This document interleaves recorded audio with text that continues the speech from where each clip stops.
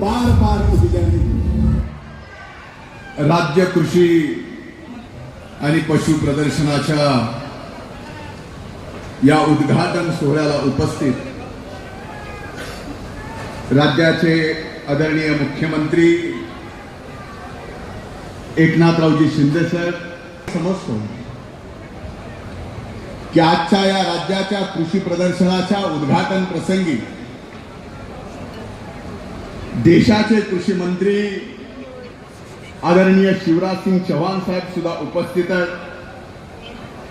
व्यासपीठावर उपस्थित उपमुख्यमंत्री आदरणीय देवेंद्र भाऊ फडणवीस, आमचे नेते आदरणीय उपमुख्यमंत्री अजितदादा पवार साहेब, आमच्या भगिनी पंकजाताई,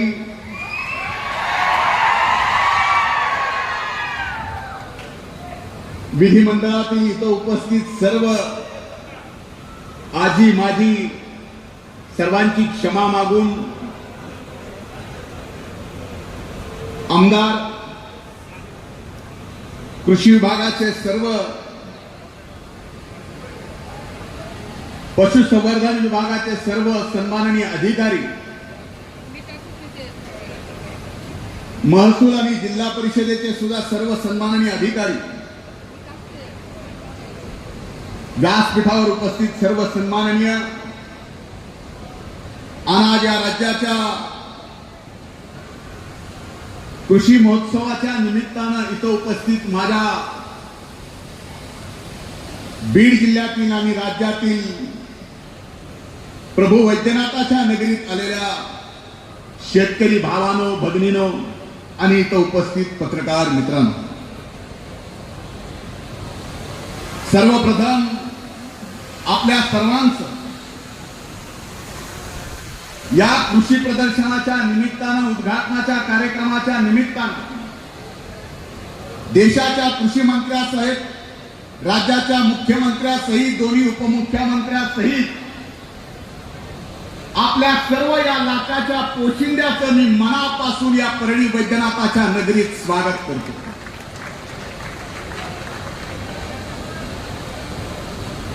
श्रावण महिना, परळी वैद्यनाथ हे 12 ज्योतिर्लिंगात पंचम द्वादश ज्योतिर्लिंग, लाखोच्या संख्येनं भक्त, शिवभक्त परळीला दर्शनासाठी येतात आणि जवळजवळ या प्रभू वैद्यनाथाकडे येणारा पाशा साहब सब किसान,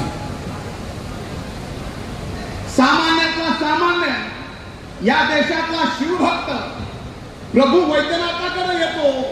आणि या प्रभू वैद्यनाथाची खासियत काय, पण वैद्यनाथाचं महात्मा काय, हे लक्ष्मी देत नाही, हे ज्ञान देत नाही, हे आरोग्य देत.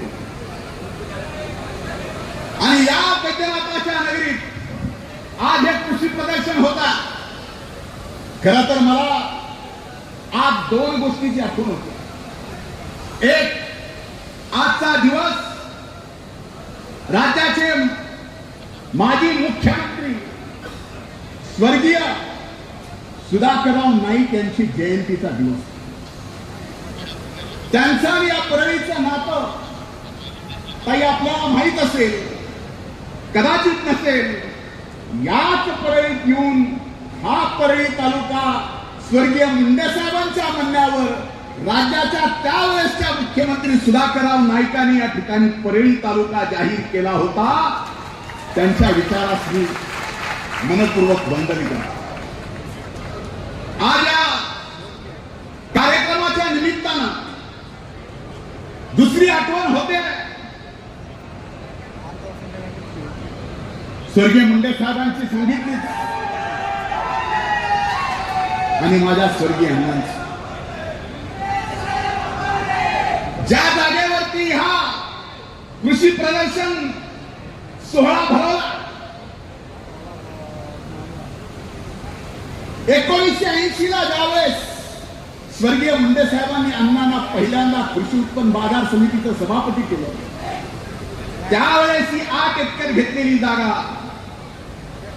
आज त्याच जागेवर जी सांभाळली आजपर्यंत अण्णांनी, पुढे आम्ही सांभाळतोय.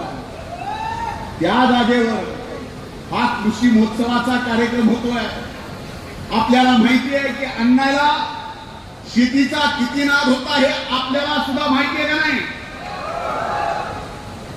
अर्ध गोडाऊन वेगवेगळे अवजार बनवण्यासाठी स्वतःहून 1 डझन ट्रॅक्टर अण्णाकडे होती.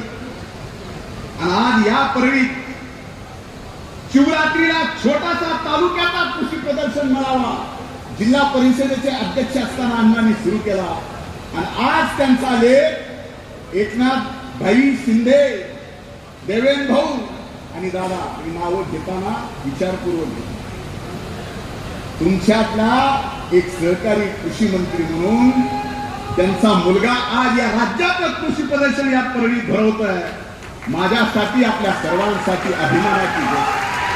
आज जर अण्णा तर नक्कीच त्यांनी पाठीवर शाबासकी दिली असते. आज मागच्या वर्षी दुष्काळ कृषी मंत्री केलं आणि दुष्काळ आला. 1 वर्षभर मला एवढ्या गुचक्या लागत होत्या. सोयाबीनला भाव नव्हता. तुम्ही सगळे वाचायचे, पण कृषी मंत्री काही तोंडातलं लोकांच्या जात नव्हता. जात होता का तुमच्या तरी? कापसाला भाव नव्हता, पण जे भाव कमी आपल्याला मिळाला त्या भावांतरमध्ये आदरणीय एकनाथरावजी शिंदे साहेबांनी, देवेंद्र भाऊनी आणि दादांनी हेक्टरी